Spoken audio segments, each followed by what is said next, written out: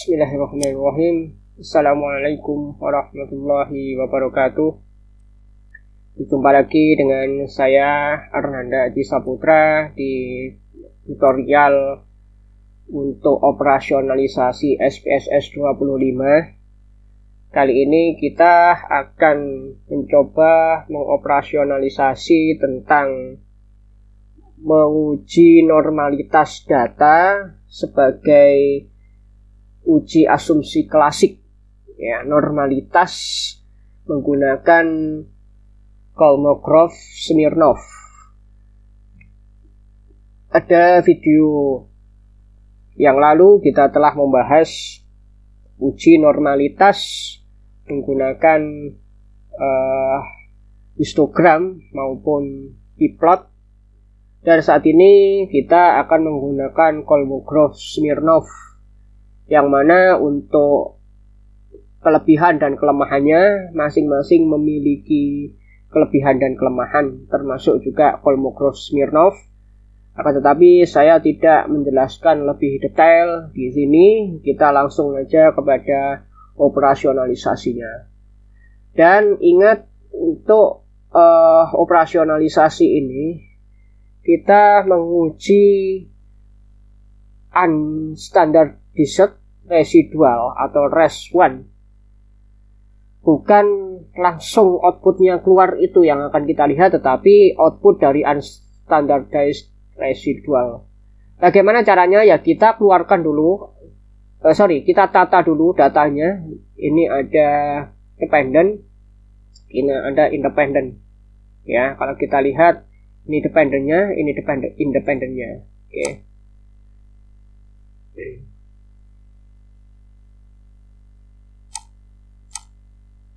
Kalau kita melihat ada dependennya itu Y, ya, independennya X1, X2 dan X3. Kita uji normalitasnya itu adalah satu kesatuan daripada regresi, ya. Oke, kita keluarkan unstandardized residual RES1 datanya dengan cara click analyze, kemudian regression, kemudian linear. Nah, seperti biasa kita masukkan Y di dependent dan X1, X2, X3 langsung kita copy ke independent. Kemudian kita klik save. Nah, muncullah kotak linear regression save, ya. Sini kita kita klik save gini. Tatkala sudah kita klik save, jangan lupa di sini ada residual, ya, residual. Jadi bukan predicted values, ya, tapi kita adalah ke residualnya, ya. Kita klik unstandardized. Nah, setelah kita klik unstandardized, lalu kemudian ini biarkan, semuanya biarkan, ya. Kemudian kita klik continue, dan kemudian setelah itu kita klik OK. Output ini kita tinggal, kita out, ya, muncullah RES1. Nah, RES1 inilah yang nantinya akan kita uji, ya, residual. Ini artinya residu daripada persamaan ini, ya. Jadi yang akan kita cek normalitasnya adalah residu ini, ya. Oke. Kalau sudah muncul RES1 ini, barulah kita uji normalitasnya dengan metode Kolmogorov-Smirnov. Caranya adalah klik analyze, lalu kemudian klik non-parametric trace sini. Kemudian kita masuk kepada legacy dialogs. Kemudian masuk ke sampel KS yang nomor 1 ini. Klik. Nah, kemudian ini ada test variable list, ini kosong. Kita masukkan, yaitu adalah unstandardized residual atau RES1. Kita masukkan kepada ini, klik. Lalu kemudian untuk test distribution, ya, test distribution kalau exact kita biarkan, ya. Exact kita biarkan dulu, ya. Oke, option kita biarkan, ya. Kita klik ini test distribution normal, klik ya. Oke, setelah kita sudah centang normal, kita oke, dan kita menemukan asin seek to tell ini. Ya, bagaimana hasilnya? Hasilnya bahwa normalitas Kolmogorov-Smirnov itu harusnya adalah lebih besar ya, asin seek ya, to tell itu harus lebih besar daripada 0,05. Nah, jawabannya adalah tatkala kita masuk ini ya, ini adalah lebih kecil daripada 0,05. Maka secara Kolmogorov-Smirnov ini tidak memenuhi syarat normalitas. Berarti menurut Kolmogorov dan Smirnov, metode Kolmogorov-Smirnov test, data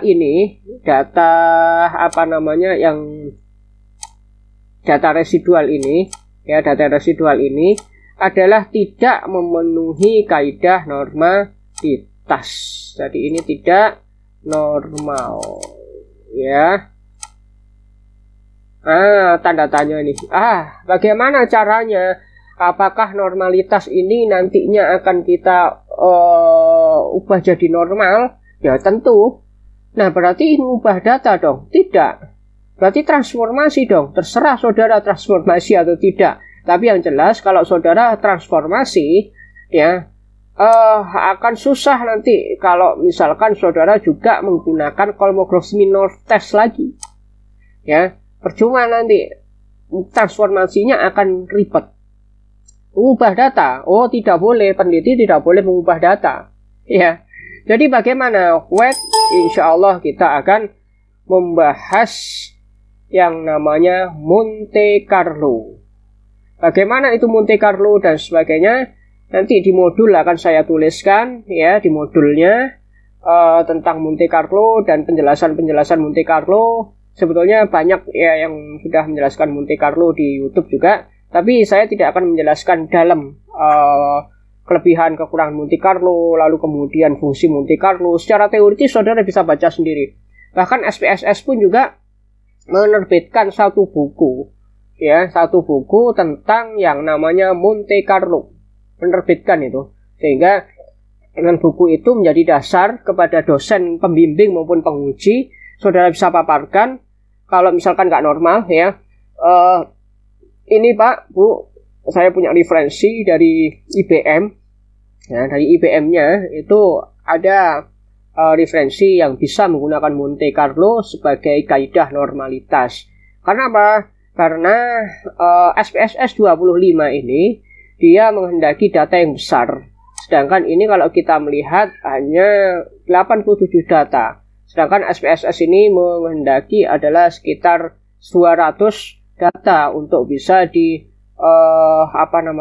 Kolmogorov-Smirnov secara sederhana seperti tadi. Nah, kalau misalkan dosen penguji atau pembimbingnya tidak berkenan atau mungkin keberatan ya, sebetulnya kalau sudah lama meneliti, sudah senior, is oke lah, nggak, saya yakin nggak ada masalah. Tetapi karakter orang berbeda ya, dosen penguji, dosen pembimbing itu kan berbeda, daripada konflik ya dengan dosen pembimbing maupun penguji, lebih baik iakan beliau-beliau, kemudian saudara cari untuk SPSS di bawah 20 ya, di bawah versi 20. Dan gunakanlah Kolmogorov-Smirnov, KS Smirnov, insya Allah bisa diatasi.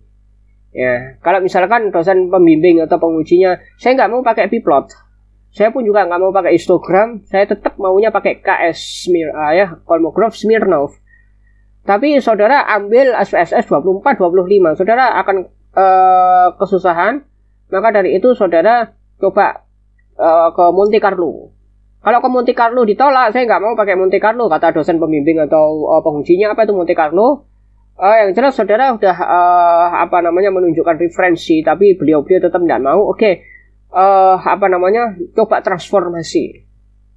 Tapi transformasi agak ribet ya. Kalau transformasi akar SQRT tetap juga belum normal dan sebagainya belum normal, ya bisa jadi datanya nggak normal gitu. Tapi daripada transformasi, coba dari SPSS yang versinya under 20, di bawah 20, bisa 19, bisa 15, 10 ya, yang versi agak jadul itu ya. Insya Allah untuk KS langsung bisa masuk normal kalau datanya memang dari awal diuji sudah oke ya. Oke. Demikian untuk tipsnya. Jadi bagaimana Monte Carlo? Insya Allah Monte Carlo kita bahas apabila ada kesempatan mendatang. Kurang lebihnya mohon maaf. Assalamualaikum warahmatullahi wabarakatuh.